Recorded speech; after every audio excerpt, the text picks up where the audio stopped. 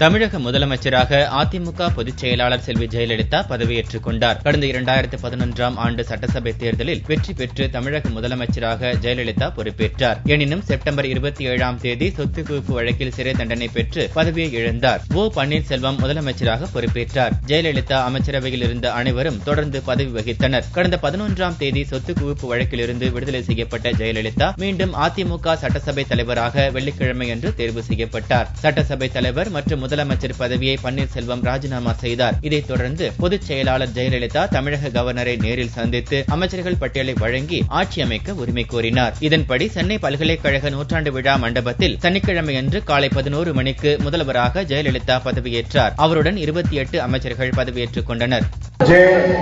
ஜெயலலிதா என்னும் நான் ஜெயலலிதா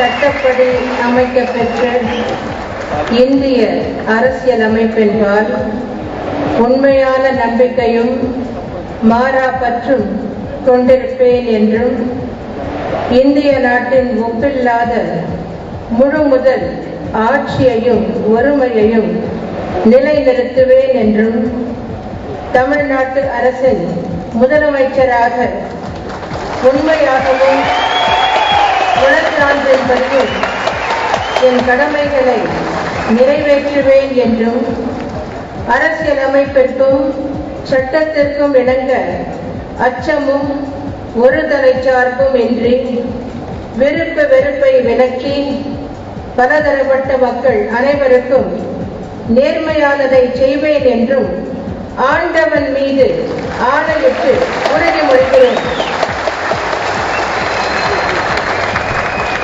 ஜெயலலிதா என்னும் நான் ஜெயலலிதா என்னும் நான் தமிழ்நாட்டு அரசின் முதலமைச்சர் என்ற முறையில் எனது கவனத்துக்குள்ளாவதும் தெரிய வருவதுமான எந்த பொருளையும் முதலமைச்சரின் கடமைகளை உரியவாறு நிறைவேற்ற தேவையான அளவுக்கன்றி ஒருவரிடமோ பலரிடமோ நேர்முகமாகவோ மறைமுகமாகவோ அறிவிக்கவோ வெளிப்படுத்தவோ மாட்டேன் என்று ஆண்டவன் மீது ஆணையிட்டு உறுதிமொழிகிறேன்.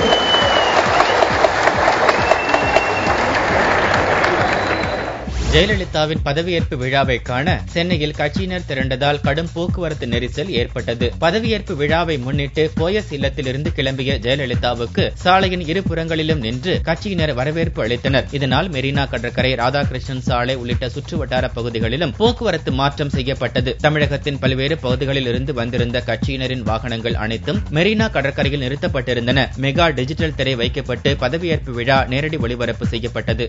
ஜெயலலிதா பதவியேற்பு விழாவில் மத்திய அமைச்சர் பொன் ராதாகிருஷ்ணன் பங்கேற்றார். தமிழக முதலமைச்சராக செல்வி ஜெயலலிதா பதவியேற்கும் விழா சென்னை பல்கலைக்கழக நூற்றாண்டு விழா மண்டபத்தில் நடைபெற்றது. இந்த விழாவில் நடிகர் ரஜினிகாந்த், பிரபு, சிவகுமார் உள்ளிட்டோர் கலந்து கொண்டனர். மத்திய அமைச்சர் பொன் ராதாகிருஷ்ணனும் பதவியேற்பு விழாவில் பங்கேற்றார். லோக்சபா துணை சபாநாயகர் தம்பிதுரை உள்ளிட்ட கட்சியினர் ஏராளமானோர் விழாவுக்கு வந்திருந்தனர். பெரம்பலூர் அருகே திருச்சி சென்னை தேசிய நெடுஞ்சாலையில் கார் மீது டேங்கர் லாரி ஒன்று மோதியதில் 3 பேர் சம்பவ இடத்திலேயே உயிரிழந்தனர். ராமநாதபுரம் மாவட்டத்திலிருந்து சுரேஷ் பாபு, கண்ணன், விஜயகுமார் ஆகிய 3 பேரும் காரில் சென்னை வந்தனர். பெரம்பலூர் மாவட்டம் திருமாந்துறை கைகாட்டி அருகே வந்த டேங்கர் லாரி திடீரென்று கார் மீது சாய்ந்தது. இதில் காருக்குள் இருந்த 3 உடல் நசுங்கி உயிரிழந்தனர். மங்களமேடு போலீசார் இறந்தவர்களின் உடல்களை மீட்டு பிரேத பரிசோதனைக்காக அரசு மருத்துவமனைக்கு அனுப்பி வைத்து விசாரணை நடத்தி வருகின்றனர். உணவு பாதுகாப்பு சட்டத்தில் எந்த மாற்றமும் இல்லை என்று அமைச்சர் ராம்விலாஸ் பாஸ்வான் தெரிவித்துள்ளார். தஞ்சையில் இந்திய உணவுக் கழகத்தின் உணவு அருங்காட்சியக புதிய கட்டட அடிக்கல் நாட்டி வைத்த மத்திய உணவு மற்றும் நுகர்வோர் பாதுகாப்புத்துறை அமைச்சர் ராம்விலாஸ் பாஸ்வான் பின்னர் செய்தியாளர்களை சந்தித்தார். உணவு தானியங்கள் சேதம் 1 முதல் 2% வரை இருந்த நிலையில் தற்போது 0.4% குறைந்துள்ளதாக தெரிவித்தார். இந்தியாவில் உணவு பாதுகாப்பு சட்டத்தில் எந்தவித மாற்றமும் இல்லை என்றும் தற்போது உணவு பாதுகாப்பு வலுவாக உள்ளது என்றும் கூறினார். பாரதிய ஜனதா பொறுப்பேற்ற ஓராண்டில் பணவீக்கம் கட்டுப்படுத்தப்பட்டுள்ளது என்றும் பாஸ்வான் தெரிவித்தார். புதுச்சேரியில் உயர்த்தப்பட்ட முதியோர் உதவித்தொகை ஜூன் 7ஆம் தேதி முதல் வழங்கப்படும் என்று முதலமைச்சர் ரங்கசாமி தெரிவித்துள்ளார். புதுச்சேரி பொதுப்பணித்துறை சார்பில் எல்லைப்பிள்ளைச்சாவடியில் அமையவுள்ள மேல்நிலை நீர்த்தேக்க தொட்டி கட்டிடத்திற்கான பூமி பூஜையை முதலமைச்சர் ரங்கசாமி துவக்கி வைத்தார். பின்னர் செய்தியாளர்களிடம் பேசிய ரங்கசாமி, புதுச்சேரி முழுவதும் தரமான குடிநீர் வழங்க அரசு நடவடிக்கை எடுத்து வருவதாகவும், உயர்த்தப்பட்ட முதியோர் உதவித்தொகை வரும் ஜூன் 7ஆம் தேதி முதல் வழங்கப்படும் என்றும் தெரிவித்தார். மதுரையில் கிரானைட் தொழிலை தொடர்ந்து நடத்த சட்ட ஆணையர் சகாயத்திடம் மனு அளிக்கப்பட்டுள்ளது. மதுரையில் நடைபெற்ற சட்டவிரோத கிரானைட் முறைகேடு குறித்து சட்ட ஆணையர் சகாயம் 13 கட்ட விசாரணையை 17வது நாளாக நடத்தி வருகிறார். இந்நிலையில் அகில இந்திய கிரானைட் நிறுவன சங்கம் சார்பாக துணைத் தலைவர் சுப்பா ரெட்டி சட்ட ஆணையரை சந்தித்து ஒரு மனு அளித்தார். கிரானைட் குவாரிகளில் கற்கள் வெட்டி எடுக்கப்பட்டது தொடர்பாக மாநில அரசு துறையினர் உரிய அளவீடு செய்யாமல் 90% மதிப்பு கூடுதலாக காட்டப்பட்டுள்ளது என்றும், இதனால் மத்திய புள்ளியியல் அளவீடு துறைகளை கொண்டு மறு அளவீடு செய்ய வேண்டும் என்றும் மனுவில் கூறப்பட்டுள்ளது. மேலும் 2.5 ஆண்டுகளாக முடக்கப்பட்டுள்ள கிரானைட் தொழிலை தொடர்ந்து நடத்த நடவடிக்கை எடுக்க வேண்டும் என்றும் அந்த மனுவில் வேண்டுகோள் விடப்பட்டுள்ளது.